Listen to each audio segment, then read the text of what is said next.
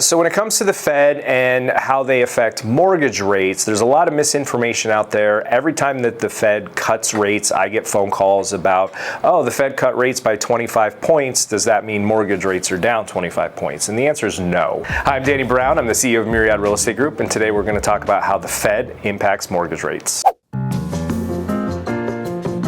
The Fed controls monetary policy, and they're just basically in charge of printing money and keeping the economy going. And so they need to make sure that prices are stable in terms of inflation and that people have jobs. Those are their two mandates. And so if we see inflation going up, they need to make reactions to try to get that down. If we saw disinflation, which would be really bad, they need to act quickly to try to get prices back up. And then they have to react if we start to see the unemployment rate going up because people are losing their jobs. So those are really the two things that they impact. And so when they're cutting rates, does not mean that they are cutting mortgage rates or even credit card or auto loan rates. They are cutting the rates at which banks borrow money from each other. That is what they are cutting. That will translate into hopefully lower borrowing costs on things like lines of credits. So your credit card rates do go down. Your home equity line of credits do go down. Auto loans can sometimes be affected and go down as well. Mortgage rates are more tied to what the 10-year Treasury does. So the government sells bonds to help fund the government, and they sell them in different increments, so 2-year, 10-year, 30-year. So those bonds have different durations, and mortgage rates are tied directly to the 10-year bond. And so that is based on supply and demand. And so when that 10-year rate goes down, that means mortgage rates go down. When that 10-year rate goes up, that means mortgage rates go up. So what the Fed does loosely correlates to what the 10-year does. And the 10-year really hates unpredictability. And so when markets are saying that, they're pricing in price cuts, right? So they're expecting the Fed to do 2 more rate cuts this year. Well, the 10-year and the way the market reacts is to that. And if that doesn't happen, then all of a sudden you'll see the market shift because what they were expecting to happen didn't. And so it is more, I'll say it's more based on human nature than directly impacted to what the Fed does. So as long as the Fed acts in accordance to what the markets expect them to do, you have more favorable rates. If the Fed does something extreme, like let's say raise rates, that would cause mortgage rates to jack up because that is super unexpected. If they came out and they cut more than the 2 that the market is expecting, rates would come down because now they are getting more looser with and more money is going to be in the system. And so if there's more money in the system, people are buying things, they're investing more money, so they're buying more 10-year Treasury notes, causing those rates to come down. So it's really like getting into the weeds on how they impact, but it's more of a correlation, not a causation. We recently learned who the new Fed chair is going to be, and his name is Kevin Warsh. He's actually been a Fed governing board member before. He was part of the Fed during the GFC in the Obama era and helped orchestrate kind of coming out of that. So he definitely has a lot of experience within the Fed. That version of Kevin Warsh was very hawkish. This version of Kevin Warsh, I think, is going to be slightly different than what we're used to. So to give you a little bit of background, Kevin Warsh is married into the Estee Lauder family. He's married to the heiress, and they are very tight with the Trump family. So Kevin Warsh has known Donald Trump for a very, very long time, and I have to imagine that behind closed doors, Donald Trump and him chatted and talked about his views from early in his careers versus his views now. And something tells me that his views are going to more align with Trump's now that he has been nominated as the Fed chair. Now, it's not a slam dunk that he's actually going to become the Fed chair. There is currently some arguments, let's say, within Congress. They have to approve the nominee, and they have come out and stated that they will not vote on him until the judicial branch drops the investigation that they have going on with Jerome Powell for overspending on a remodel of the federal building. So it's all a bunch of mess, but my guess is they will drop that investigation. Kevin Warsh will be interviewed and grilled before Congress, and then they'll vote, and he'll become the next Fed chair.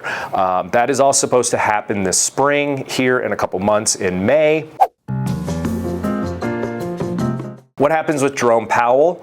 Well, Jerome Powell has the option of leaving and being done, or becoming a Fed governor, which means he would still have the right to vote. And my guess is, because he has relationships with all these Fed chairs, he would have still a lot of influence on how they vote.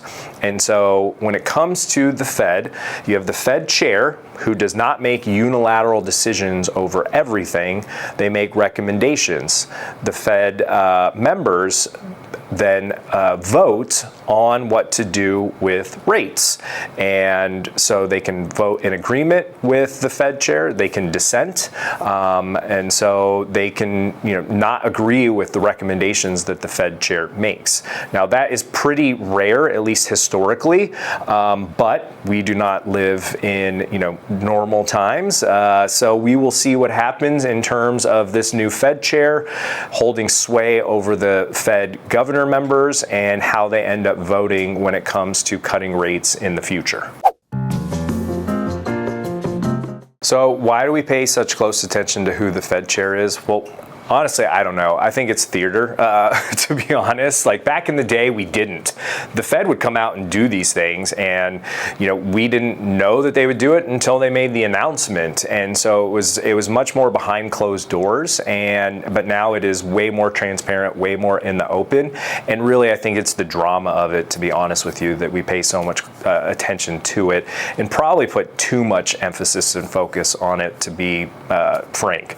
But what we're paying attention to is the new person that's going to be in charge more dovish, meaning that they are looser with their monetary policy, want to inject more money into the economy, or are they more hawkish, meaning they want to take money out of the economy, make borrowing more expensive?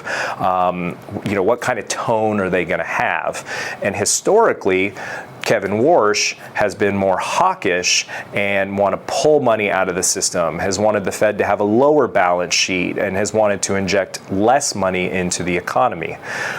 This version of Kevin Warsh, I think, is going to be someone who wants to inject more money into the economy, is going to be dovish, wants looser monetary policy, because that's what Donald Trump wants. And I think that, like I mentioned before, I think there was a backdoor meeting that existed between these two.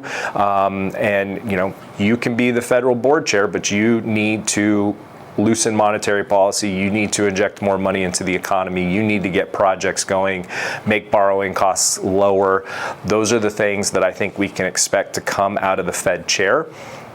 Now bear in mind, they cannot make unilateral decisions. There are other governing members within the Fed that vote. And so the Fed chair will make recommendations to these people.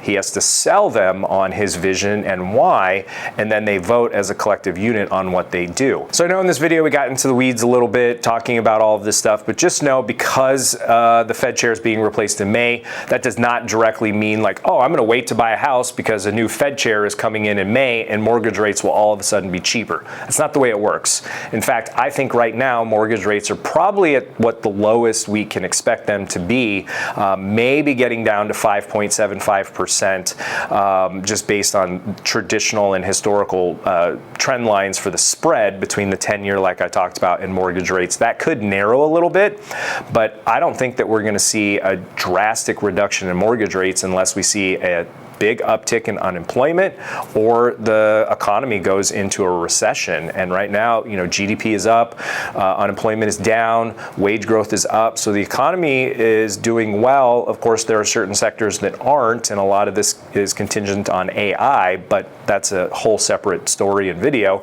But as it stands right now, I do not expect mortgage rates to get much lower than 5.75, regardless of who the Fed chair is in May. So if you've been waiting, thinking that rates are going to drastically reduce because all of a sudden there's a new Fed chair and they're going to slash mortgage rates or slash the federal funds rate, not going to happen. Good. Okay. Cool. Questions? If you have any questions about this, definitely leave them in the comments below. Also keep in mind, I am not an economist, so if I got any of these stuff kind of wrong, sorry, but doing the best I can as a realtor. But leave a comment below. Don't forget to give a like and subscribe, and I will see you next time. Great. Yeah. Good.